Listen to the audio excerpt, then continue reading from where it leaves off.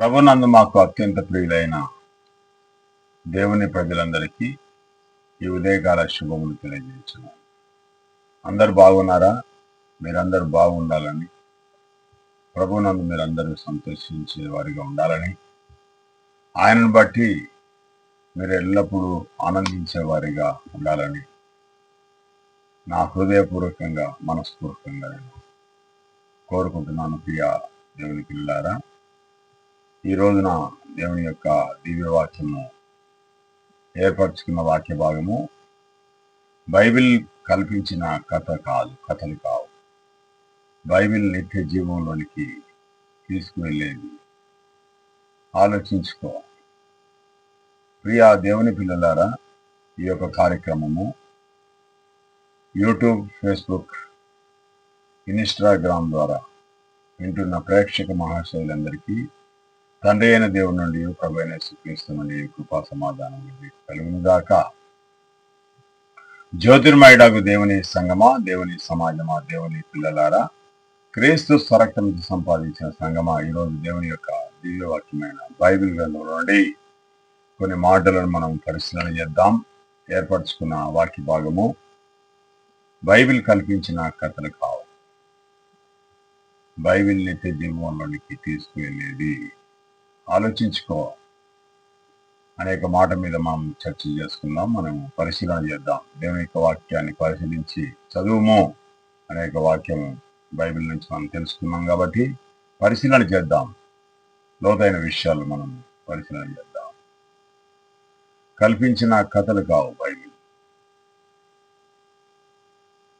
మాకు ఇక్కడ విషయం ఏంటిదంటే, మాకు అనుభవ జ్ఞానం ఉంది అని అపోస్తలుడైన యోహాను గారు మనకు 1వ యోహాను పత్రికలో తెలియజేస్తా ఉన్నాడు.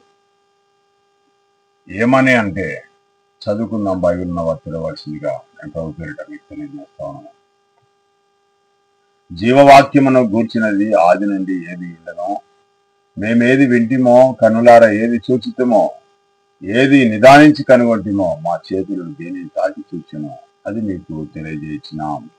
ఆ జీవము ప్రత్యక్షమాయను, తండ్రి యొద్ద నుండి మాకు ప్రత్యక్షమైన అనిత్య జీవమును మేము చూచి ఆ జీవమును గురించి సాక్ష్యం ఇచ్చు దానిని మీకు తెలియజేయించున్నాం. ప్రియమైన దేవుని పిల్లలారా, యేసుక్రీస్తు ప్రభు భూమి మీద ఆయన బ్రతికున్న కాలంలో దేహంలో తన దేవుని యొక్క ఆత్మ, తన యొక్క ఆత్మ ఆ యొక్క యేసుక్రీస్తు ప్రభులో ఉన్న 33 సంవత్సరాల కాలంలో 30 సంవత్సరాలకైనా బాప్తీసం తీసుకొని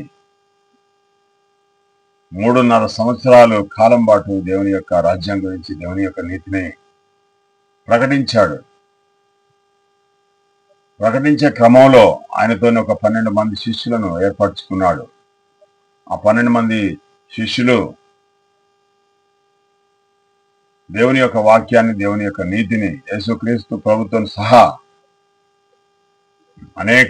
కొన్ని లక్షల మందికి ఆ రోజులలోనే ప్రకటన చేశారు. యూదయ ప్రాంతం, ఈనాడున్న ఇజ్రాయెల్ అనే దేశంలో ప్రకటించారు. సమరయ ప్రాంతము, యూదయ ప్రాంతము, గలిలయ ప్రాంతము, కైసరయ ప్రాంతము, ఈ అన్ని ప్రాంతాలలో కూడా, సీదోను పట్టణము, అనేకమైన ప్రాంతాలలో యేసుక్రీస్తు ప్రభు తన 12 మంది శిష్యులను తీసుకొని వెళ్ళి అనేక చోట్లలో దేవుని యొక్క రాజ్యాన్ని ప్రకటించాడు. నమ్మండి, రక్షణ పొందండి, విశ్వసించండి, దేవుని యొక్క రాజ్యం సమీపించున్నది, మారు మనసు పొంది రక్షణలోకి రండి అని ప్రకటన చేసుకుంటా ఉన్నారు. నమ్మిన వారు రక్షించబడతారు, నమ్మని వారికి శిక్ష విధించబడుతుంది అని యేసుక్రీస్తు ప్రభు తన యొక్క శిష్యులైన 12 మంది శిష్యులు కూడా తెలియజేశారు. అపోస్తలుడైన యోహాను గారు చెప్పేది ఏంటంటే, ఆది యందు వాక్యం ఉన్నది, ఆ వాక్యము దేవుని యొద్ద ఉండెను, ఆ వాక్యము దేవుడై ఉండెను, ఆది యందు ఆయన దేవుని యొద్ద ఉండెను, ఆయనలో జీవం ఉండెను అని యోహాను రాసిన సువార్తలు చెప్పిన మాట యోహాను పత్రికలో కూడా తెలియజేస్తా ఉన్నాడు. ఏమని అంటే, జీవవాక్యమును గూర్చినది ఆది నుండి ఏది ఉండెనో, మేమేది వింటిమో, మా కన్నులారా ఏది నిదానించి చూచితమో, మా చేతులు దేనిని తాకి చూచెనో మేము దానినే ప్రకటిస్తున్నాం అని చెప్తా ఉన్నాడు. ఈ మాటలోని భావం చాలా మందికి అర్థం కావట్లేదు ప్రియ దేవుని పిల్లలారా. ఈ యొక్క సర్వ ప్రపంచాలను సర్వ సృష్టిని కలిగజేసిన దేవుడు, ఆయన నోటి నుంచి వచ్చే మాట వాక్యము, తన నోట తన యొక్క మాట తన యొద్దనే ఉంటది కదా ప్రియ దేవుని పిల్లలారా. యేసుక్రీస్తు చెప్పాడు కదా, దేవుడు మనిషి కాదు, దేవుడు ఆత్మ గనుక ఆయనను ఆరాధించేవారు ఆత్మతో సత్యంతో ఆరాధించాలి. ఆది నుండి ఉన్నది ఏంటిది అంటే వాక్యము. ఆ వాక్యం అంటే దేవుని యొక్క మాట. ఆయన మాట సెలవీయగా ఆ ప్రకారం ఆయను దేవుని యొక్క మాట ద్వారానే లేనివి ఉన్నట్టుగా పిలిచాడు. ఆ మాట యేసుక్రీస్తు ప్రభువులో నివసించింది ఆయన బ్రతుకున్న కాలంలో. దేవుడు ఆత్మ అని చెప్పాడు కదా, దేవుని యొక్క ఆత్మ కొలతలేని ఆత్మను యేసుక్రీస్తు ప్రభులో ఉంచి దేవుడు ఏ పనులైతే చేయమని చెప్పాడో అన్ని పనులు కూడా యేసుక్రీస్తు ప్రభుత్వం చేయించాడు. ఆ వాక్యము క్రీస్తులో నివసించింది ప్రియ దేవుని పిల్లలారా. క్రీస్తులో నివసించిన ఆ వాక్యాన్ని వారు గమనించారు. 12 మంది శిష్యులు నివసించిన ఆ వ్యక్తిని ముట్టుకున్నారు. దేవుని యొక్క వాక్యము, దేవుని యొక్క ఆత్మ క్రీస్తులో నివసించింది 3.5 సంవత్సరాల కాలంలో. అయితే ఆ యొక్క యేసుక్రీస్తులో నివసించిన ఆ యొక్క వాక్యము ఏమైతే చెప్తా ఉన్నాడో ఆ మాటలన్నీ కూడా యేసుక్రీస్తు ప్రభువి కావు. యేసుక్రీస్తు ప్రభులో ఉండి దేవుని యొక్క వాక్యము చెప్పిన, ఆయనను హితోపదేశం లోపల చేసిన కొద్దీ తనకు తెలియజేసిన గూఢమైన సంగతులన్నీ, మనుషులకు తెలియని గ్రహింపలేని సంగతులను దేవుడు తన ఆత్మ ద్వారా యేసుక్రీస్తు ప్రభులో ఉంచి సర్వ మానవాళికి ఏవైతే అవసరమో అన్ని కూడా యేసుక్రీస్తు ప్రభు ద్వారా తెలియజేశాడు. ఆ మాటలన్నీ కూడా యేసుక్రీస్తు ప్రభుత్వం సాహసం చేశారు కాబట్టి 12 మంది శిష్యులు ఆ వాక్యం నివసించిన వ్యక్తిని ముట్టుకున్నారు. ఆ వాక్యము ఎవరిలో అయితే నివసించిందో, యేసుక్రీస్తు ప్రభులో నివసించిందో ఆ యేసుక్రీస్తు ప్రభుని తాకారు, ముట్టుకున్నారు, ఆయనతో జీవించారు. ఆయన పండుకున్న దగ్గర పండుకున్నారు, ఆయన తిన్న దగ్గర తిన్నారు, ఆయన తాగిన దగ్గర తాగారు, ఆయన నడిచిన చోట నడిచారు, ఆయన నిద్రించిన చోట నిద్రించారు. ఆయన ఆకలి కొన్నప్పుడు అందరు కలిసి భోజనం చేశారు, వీరు కూడా ఆకలి కొని. ప్రతి ప్రాంతానికి కలిసి తిరిగారు వాళ్ళు. వారి యొక్క కళ్ళతో స్వయంగా ఏ వాక్యం అయితే ఎవరిలో నివసించిందో ఆ వ్యక్తిని చూశారు, అనుభవించారు.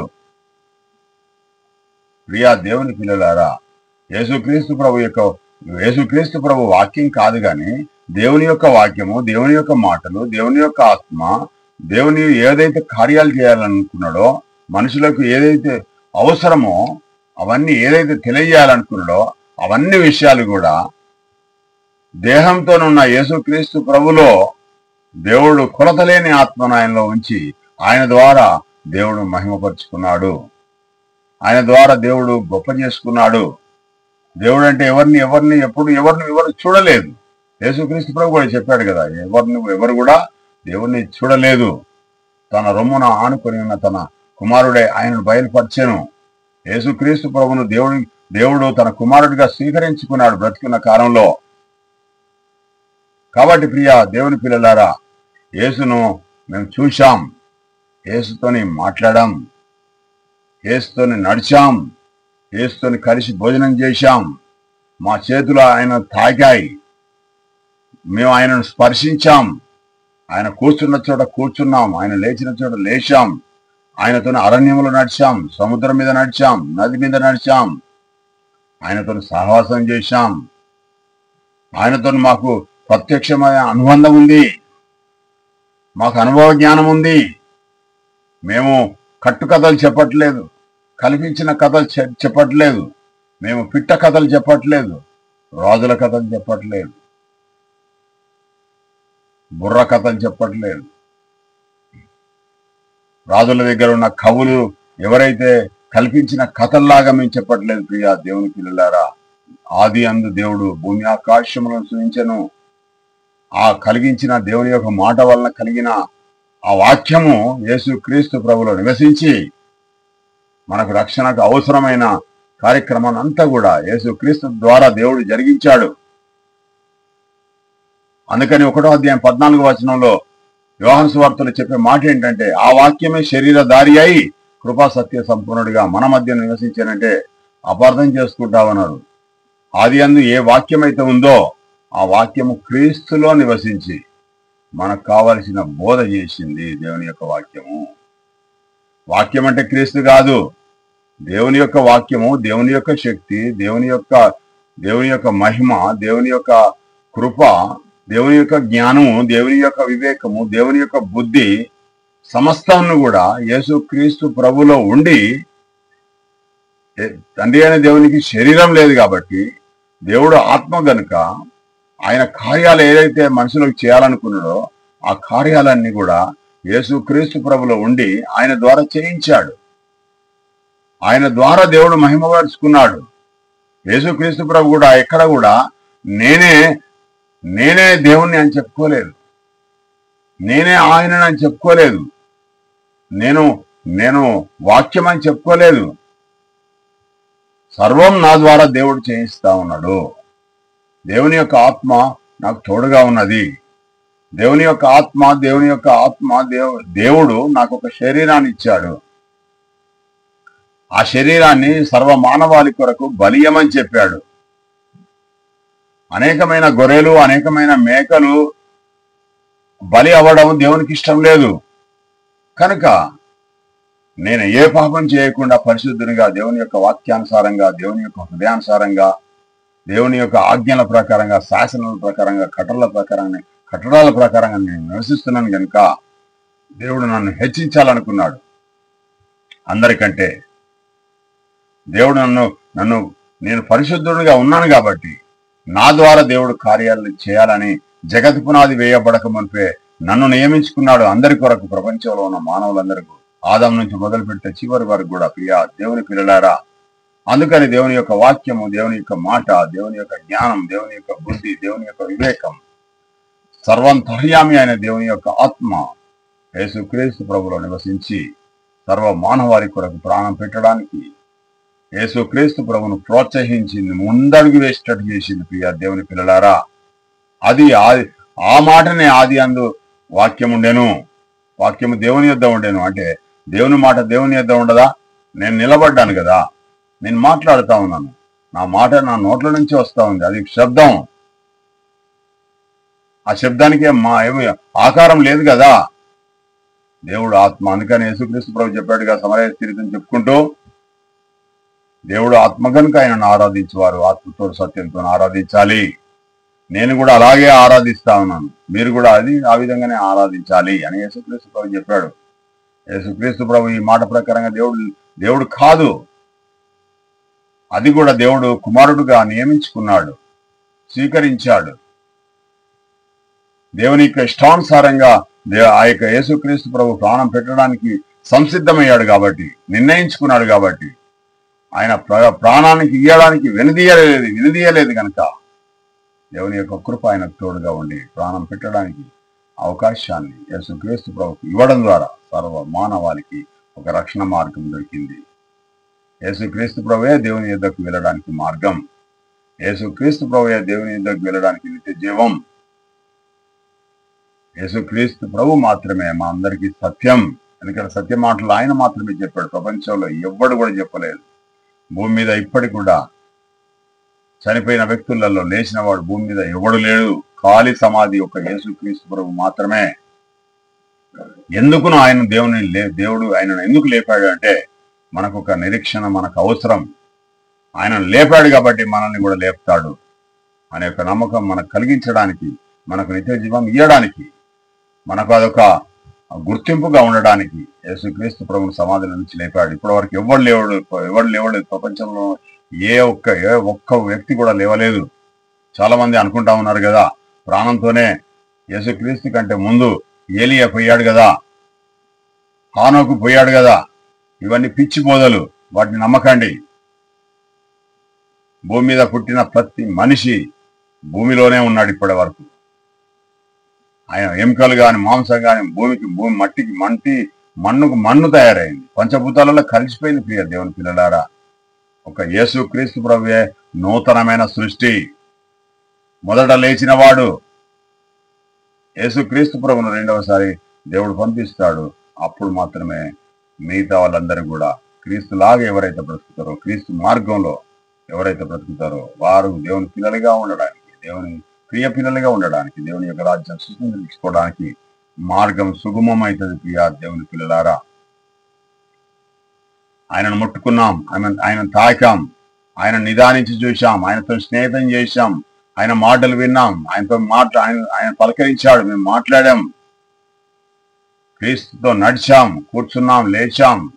ఆయనతో జ్ఞానం కూడా ఆయన చెప్పిన మాటలన్నీ కూడా మేము విన్నాం, వాటి ప్రకారంగా జీవించాం. ప్రియా దేవుని పిల్లలారా, వారి యొక్క అనుభవ జ్ఞానాన్ని అపోస్తలులు 12 మంది తెలియజేస్తా ఉన్నారు. యోహాన్ రాసిన పత్రికలో కూడా 1వ అధ్యాయం 1వ వచనంలోని 2వ వచనంలోని మాటలను కూడా మీరు పరిశీలించవలసిందిగా నేను కోరుతా ఉన్నాను. ప్రియా దేవుని పిల్లలారా, మరి ఒక వాక్యాన్ని మనము పరిశీలన చేద్దాం. 2వ పేతురు రాసిన పత్రిక 1వ అధ్యాయం 17-18 వచనంలోని మాటలను మనము పరిశీలన చేద్దాం. ఆయన మహత్యాన్ని మేము కనులారా చూశాం అంటా ఉన్నాడు పేతురు గారు. ఇంతకుముందుకు యోహాన్ రాసిన పత్రిక 1వ అధ్యాయం 1వ వచనం 2వ వచనంలోని మాటలు మనం తెలుసుకున్నాం. 2వ పేతురు 1వ అధ్యాయం 17-18 వచనాల్లోని మాటలు మనం తెలుసుకుందాం. పేతురు గారు ఏమంటా ఉన్నాడంటే, ఆయన మహత్యాన్ని మేము కనులారా చూశాం. ఎక్కడ చూశాం అంటే, ఆయన ఒక కొండ మీదకి ఎక్కి వెళ్ళేటప్పుడు ఆయనతోని 3 శిష్యులను తీసుకొని వెళ్ళారు. ఎవరెవరు అంటే, పేతురు గారు, ఒకరు యాకోబు గారు, ఒకరేమో యోహాను గారు, 3 కలిసి యేసుక్రీస్తు ప్రభుతోని చాలా ఎత్తైన కొండ మీదకి వెళ్ళారు. వెళ్ళిన తర్వాత మహా ఎత్తైన కొండ మీదకి ఏకాంతంగా యేసుక్రీస్తు ప్రభు చివరి వరకు వెళ్ళి అక్కడ దేవుణ్ణి కలుసుకున్నాడు. అంటే దేవుని కలుసుకోవడం అంటే దేవునికి శరీరం అనేది కాదు, దేవునికి ఆత్మ ఆయన మీదకి వచ్చింది. యేసుక్రీస్తు ప్రభు మీదకి దేవుని యొక్క ఆత్మ పరలోకంలో నుంచి ఒక దివ్య మహిమ నుండి ఒక మహా ప్రకాశమైన కోట్ల సూర్యులు వంటి వెలుతురు ఆయన మీదకి రాగా ఈ 3 శిష్యులు చూశారు. ఆయన రూపాంతరం పొందాడు. ప్రియ దేవుని పిల్లల రూపాంతరం, ఆయన రూపురేఖలు మారిపోయాయి. ఆయన వస్త్రాలు తెల్లగా నిగనిగలాడే తెలుపు వస్త్రాలుగా మారాయి. ఒకప్పుడు మోషే గారు ఏ విధంగానైతే ఇజ్రాయేల్ నడిపించే క్రమంలో ఆయన సినాయి పర్వతం మీద ఏ విధంగానైతే ఆయన యొక్క ముఖం మారిపోయిందో, ఆ ముఖాన్ని చూడలేక ఆ యొక్క ఇజ్రాయేలీలు మేము చూడలేకపోతా ఉన్నాం అని అన్నప్పుడు మోషే గారు ఒక క్లాత్ ఒక దుప్పటి కప్పుకున్నాడు ఆయన ముఖానికి. వారు చూడలేకపోవడం ద్వారా అంత ప్రకాశమైన వెళ్తున్నది దేవుని యొక్క మహిమలో. ఆ మహిమ దిగి వచ్చింది యేసుక్రీస్తు ప్రభువులోనికి దేవుని యొక్క శక్తి వచ్చినప్పుడు యేసుక్రీస్తు ప్రభు రూపాంతరం మార్పు చెందాడు. ఎలాంటి మార్పు అంటే, కొన్ని కోట్ల సూర్యుల కంటే ఎక్కువ వెలుతురు కలిగిన వాడిగా కనబడతా ఉన్నాడు. ఆ మహిమను చూడలేకపోతా ఉన్నారు 3 శిష్యులు. అప్పుడు చెప్తున్న మాట 17-18 వచనాల్లోని మాటను మనం చదువుకుంటున్నాం ఈ రోజున. ఈయన నా ప్రియ కుమారుడు అనే ఒక శబ్దం పరలోకంలో నుంచి వచ్చింది. ఒకానొక సమయంలో ఆయన బాప్తిసం తీసుకునే క్రమంలో, యోహాను బాప్తిసం ఇచ్చే క్రమంలో, ఈయన నా ప్రియ కుమారుడు ఈయన నేను ఆనందించుతున్నానని అప్పుడు యేసుక్రీస్తు ప్రభును దేవుని యొక్క కుమారుడిగా స్వీకరించాడు, చెప్పాడు మనుషులందరికీ తెలియజేయడానికి. ఇప్పుడు యోహాను, యాకోబు, పేతురు గారు యేసుక్రీస్తు ప్రభుతోని ఒక రూపాంతరం అనే ఒక కొండ మీదకి వెళ్ళినప్పుడు, రూపాంతరం కొండ అంటే అది అంతకుముందుకు రూపాంతరం కొండ అని కాదులే కానీ, ఒక కొండ మీదకి వెళ్ళినప్పుడు అక్కడ యేసుక్రీస్తు ప్రభు రూపాంతరం చెందాడు కాబట్టి ఆ కొండకు రూపాంతరం కొండ అని పేరు వచ్చింది. ప్రియ దేవుని పిల్లలారా, ఒక శబ్దం, మహాశబ్దం, మహా దివ్యమైన సన్నిధి నుంచి, దేవుని యొక్క పరలోకం నుంచి ఒక శబ్దం వచ్చింది. ఎప్పుడైతే యోహాను గారు బాప్తిసం ఇచ్చే కాలంలో ఎట్లయితే శబ్దం వచ్చిందో, సేమ్ అదే విధంగా ఇప్పుడు కూడా శబ్దము దివ్య మహిమ నుంచి, దేవుని యొక్క పరలోకం నుంచి, దేవుడున్న లోకంలో నుంచి ఒక శబ్దం వచ్చింది. ఏమని అంటే, ఈయన నా ప్రియ కుమారుడు, ఈయన మాట వినుడి అనేక మాటలను దేవుడు తన శబ్దం ద్వారా తెలియజేశాడు. ప్రియ దేవుని పిల్లలారా, ఈయన నా ప్రియ కుమారుడు. నిన్ను నన్ను మనల్ని కూడా దేవుడు ప్రియ కుమారులు అనాలంటే క్రీస్తు మార్గంలో క్రీస్తు చెప్పిన ఆజ్ఞల ప్రకారంగా మనం జీవించినట్టయితే మనం కూడా దివ్యమైన మహిమల నుంచి మనం కూడా రూపాంతరం చెందడానికి అవకాశం ఉంటుంది. పాపపు లోకంలో పాపపు ఆలోచన ప్రకారంగా, పాపపు చూపులతోని, పాపపు దేహంతో చేసే ప్రతి ఒక్క పాపాన్ని బట్టి మనము పాప క్షమాపణ పొందితే, క్రీస్తు రక్తంలో కడగబడి రక్షణలోకి వచ్చి నిత్య జీవం గురించి ఎదురు చూసే బిడ్డలుగా ఉంటేనే మనకు ఆ మహిమల నుంచి మనకు కూడా ఒక అవకాశం వస్తుంది. ప్రియ దేవుని పిల్లలారా, ప్రియ నా కుమారుడైన రవికుమార్, నేను రూపాంతరపరుస్తా ఉన్నాను, నిన్ను మహిమపరుస్తాను, నిన్ను గణపరుస్తాను, నిన్ను నీ యొక్క రాజ్యాన్ని చేర్చుకుంటానని నా పేరు పెట్టి పిలవాలంటే నేను పరిశుద్ధమైన జీవితం జీవించాలి. ప్రియ దేవుని పిల్లారా, అప్పుడు ఒక దివ్యమైన సన్నిధి నుంచి, దేవుని యొక్క సన్నిధి నుంచి ఒక మహిమ ఆయన మీదకి వచ్చినప్పుడు, ఆయన రూపాంతరం చెందినప్పుడు యేసుక్రీస్తు ప్రభును దేవుడు ఘనత ఇచ్చే క్రమంలో, యేసుక్రీస్తు ప్రభును దేవుడు మహిమపరిచే క్రమంలో వీరు స్వయంగా చూశారు. అదే అనుభవ జ్ఞానం, వారికి అనుభవం ఉన్నది. ప్రియ దేవుని పిల్లల, దేవుని యొక్క దివ్యమైన మహిమ నుండి, దేవుని యొక్క సన్నిధుల నుంచి యేసుక్రీస్తు ప్రభువును రూపాంతరం చెందినప్పుడు దేవుడు ఆయనను ఏ విధంగా గణపరిచాడు, ఆయనను ఏ విధంగా మహిమపరిచాడు, ఆయన రూపాంతర కొండ మీద ఆయన యొక్క ఫేస్ కట్ ఎట్లున్నది, ఆయన దివ్యమైన మహిమ ఆయన చుట్టూ ఏ విధంగా ఆవరించింది, ఆయన వస్త్రాలు ఎంత తెల్లగా ఉన్నాయి, ఏ ప్రపంచం లోపల ఏ ఒక్క చాకలి కూడా ఉతకలేడు. ప్రియ దేవుని పిల్లలారా, అంత తెల్లటి వస్త్రం.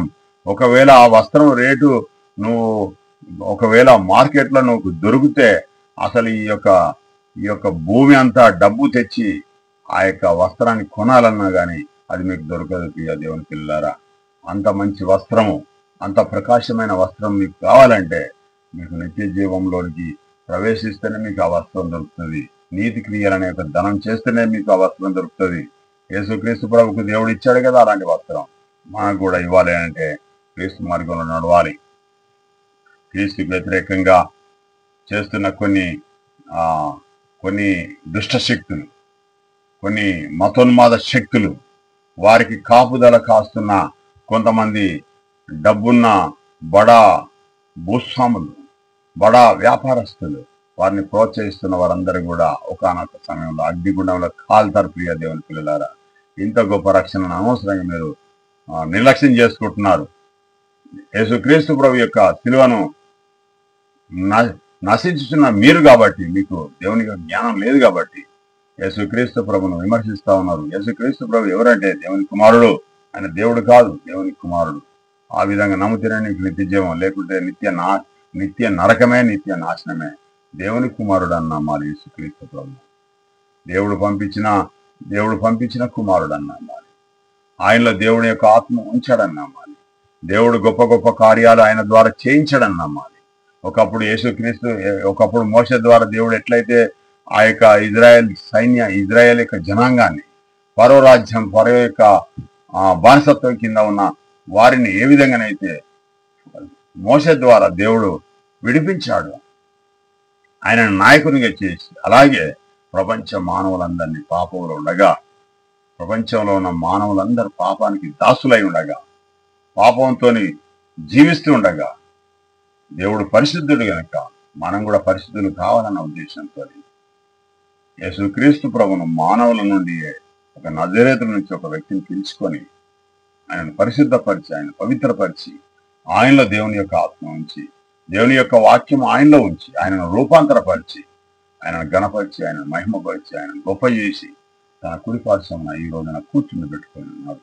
రెండవసారి యేసుక్రీస్తు ప్రభువును ఎవరైతే నమ్మి సంఘంలోనికి వస్తారో, ఆ సంఘం ఏదైతే ఉందో అది క్రీస్తు యొక్క శరీరం. ప్రియ దేవుని పిల్లలారా, ఆ సంఘం పేరేంటిదంటే సార్వత్రిక సంఘం. ప్రపంచంలో ఉన్న క్రైస్తవులందరూ కలిపి ఒక దేహం అయితే ఆ దేహానికి శిరస్సు యేసుక్రీస్తు ప్రభు. ఆ యొక్క ప్రపంచంలో ఉన్న క్రైస్తవులందరూ కూడా యేసుక్రీస్తు ప్రభు ఉపదేశించిన మాటలు విన్నట్టయితే దేవుని యొక్క రాజ్య సంబంధులుగా జీవించిన వారం అవుతాం. పరలోక రాజ్య ఈవులు పొందగలుగుతాం. దేవుడిచ్చే మహిమను నీకు కూడా క్రీస్తుకి ఏ విధంగానైతే ఇచ్చాడో, క్రీస్తుని ఏ విధంగానైతే సమాధుల నుంచి లేపాడో, మనల్ని కూడా బాప్తిసం ద్వారా లేపాడు. బ్రతుకుతున్నది మనము దేవుని పిల్లలుగా బ్రతుకుతున్నాం. కనుక పైన ఉన్న వాటిని మనం వెతుకుతూ పైన మనకు నిత్య జీవం క్రీస్తు ద్వారా వస్తుంది అని మనం నమ్మి రెండవసారి యేసుక్రీస్తు ప్రభువుని దేవుడు ఒకానొక సమయంలో భూమి మీదకి పంపిస్తాడు. కాబట్టి మనమందరం కూడా ఆ మెలకుతో నుండి ఎంతో జాగ్రత్తగా పూర్ణ జాగ్రత్తగా ఉండి దేవుని వెతుకుంటూ మన జీవితంలో మన ఇచ్చిన ఆయుష్ కాలంలో క్రీస్తును వెంబడించవచ్చు. మనం కూడా రూపాంతరంగా మనం మార్చితేనే దేవుడు మనకు నిత్య జీవం వేయడానికి అవకాశం ఉంటుంది. కానీ కనుక ప్రియా దేవుని పిల్లలారా, మీరందరూ కూడా పాపపు జీవితాన్ని అంతా ఒడుచుకొని క్రీస్తునికి వచ్చిన వారందరూ కూడా కొంతమంది వారి యొక్క సుఖభోగాల వైపే ఆలోచన పెట్టి దేవుని మీద భక్తి లేకుండా లోకం కొంచెం దేవుడు కొంచెం లోకంతో రాజీ పడతా ఉన్నారు. అలాంటి వారు కూడా మనసు మార్చుకొని నిజమైన దేవుని బిడ్డలుగా నిజమైన క్రీస్తు సహోదరులుగా ఈ లోకంలో జీవించి దేవుని చేత శబాష్ మంచి దాసుడు అని అనిపించుకొని దేవుని యొక్క మహిమకు దేవుని యొక్క ఘనతకు దేవుని యొక్క కృపకు పాత్రలు కావాలని నేను కోరుతా ఉన్నాను. యేసుక్రీస్తు ప్రభు ఏ విధంగానైతే దేవునితోని గడపడానికి ఏకాంతంగా వెళ్ళిపోయాడు, మీరు కూడా దేవునితో రోజు కూడా నువ్వు నేను అందరం కలిసి కూడా ప్రతి సమయంలో సమయాన్ని పోనీయకుండా సద్వినియోగం చేసుకుంటూ ఎల్లప్పుడూ దేవునితో సత్సంబంధం కలిగి జీవించేట్టుగా మన యొక్క జీవితాలను మార్చుకోవాలని నేను ప్రభు వేయటాన్ని సంఘానికి తెలియజేస్తా ఉన్నాను. మన శరీరంలో తల నుంచి అని పాదం వరకు ఉన్న 5 లీటర్ల రక్తం ఏదైతే ఉందో, శరీరం లోపల ఏదైనా ఒక విషవాయువు ఒక శరీరం నరంలోనికి ఎక్కితే శరీరం అంతా పాకుద్ది ప్రియ దేవుని పిల్లారా. అందుకని పాపం కూడా మన లోపలికి ఎంటర్ చేసుకున్నట్టయితే ఆ పాపం వలన ఆ వచ్చే జీతం ఏంటిదంటే మరణం. కాబట్టి ఆ యొక్క పాపము మన యొక్క దేహాన్ని మొత్తం పాడు చేసి నరకానికి పాత్రలుగా చేస్తుంది ప్రియ దేవుని పిల్లారా. అదే విధంగా మనము ఆ యొక్క పరిశుద్ధుడైన యేసుక్రీస్తు ప్రభువును మనం స్వీకరించినట్టయితే యేసుక్రీస్తు ప్రభు పరిశుద్ధుడు కనుక మనం కూడా పరిశుద్ధత కలిగి జీవించినట్టయితే ఆ యొక్క దేవుడు మనల్ని క్రీస్తు ద్వారా మనల్ని తన యొద్దకు తీసుకొని మనల్ని రూపాంతరపరిచి ఆయనలో మహిమలో మనల్ని కూడా ఉంచుకోవడానికి దేవుడు ఒక గొప్ప మన ప్రణాళిక ఏర్పాటు చేశాడు యేసుక్రీస్తు ద్వారా. కనుక అట్టి భాగ్యము మనం కూడా పొందవలసిందిగా నేను సంఘానికి ఈ యొక్క వాక్యం ద్వారా తెలియజేస్తాను ప్రియ దేవుని పిల్లారా. ఈ యొక్క యేసుక్రీస్తు ప్రభు యొక్క రూపాంతరం కొండ మీదకి వెళ్ళి రూపాంతరం పొందిన విషయాలు ఈ యొక్క 2వ పేతురు 1వ అధ్యాయం 17-18 వచనంలో కాకుండా ఇంకా మీకు సమయం ఉన్నట్టయితే ఇంకా లోతుగా మీరు ఆలోచన చేయాలంటే ఇదే సందర్భము మత్తయి రాసిన సువార్త 17వ అధ్యాయం 2వ వచనంలో ఉంటది ప్రియ దేవుని పిల్లారా. అదే విషయము మార్కు 9వ అధ్యాయం 2వ వచనంలో ఉంటది. లూకా 9వ అధ్యాయం 29వ వచనంలో కూడా ఉంటాయి. ఈ విషయాలన్నీ కూడా మీరు చదువుకొని యేసుక్రీస్తు ప్రభువును దేవుని కుమారుడిగా స్వీకరించాలని, దేవునిగా కాదు దేవుని కుమారుడిగా స్వీకరిస్తేనే మీకు నిత్య జీవం. దేవుని కుమారుడిగా మీరు జీవిస్తేనే మీరు రూపాంతరం చెందగలుగుతారు, లేకుంటే నరకమే ప్రియ దేవుని పిల్లారా. యేసుక్రీస్తు ప్రభు దేవుని యొక్క కుమారుడు. యేసుక్రీస్తు ప్రభులో దేవుని యొక్క వాక్యము ఆయనలో ఉంచి దేవుడు చేయాలనుకున్న గొప్ప గొప్ప పనులన్నీ కూడా మనకు అవసరమయ్యే ప్రతి ఒక్క పని కూడా ప్రతి ఒక్క వాక్యం కూడా యేసుక్రీస్తు ప్రభు ద్వారా మనకు చెప్పించాడు. అది దేవుని మాటలే, అది యేసుక్రీస్తు ప్రభు చెప్పిన మాటలు కావు. దేవుని యొక్క మాటలన్నీ కూడా యేసుక్రీస్తు ప్రభు చెప్పాడు. యేసుక్రీస్తు ప్రభులో బాప్తిసం తీసుకున్నాడు. కాబట్టి అపొస్తలుడైన పౌలు గారు యేసుక్రీస్తు ప్రభు చెప్పిన మాటలన్నీ కూడా ఏది దాచిపెట్టుకోకుండా దేవుని యొక్క మాటలు యేసుక్రీస్తు ప్రభు చెప్పాడు. యేసుక్రీస్తు ప్రభు చెప్పిన మాటల ప్రకారంగా అపొస్తలుడైన పౌలు గారు జీవించాడు. కాబట్టి ఆ మాటలన్నీ కూడా మనల్ని పరలోకానికి చేరుస్తాయి.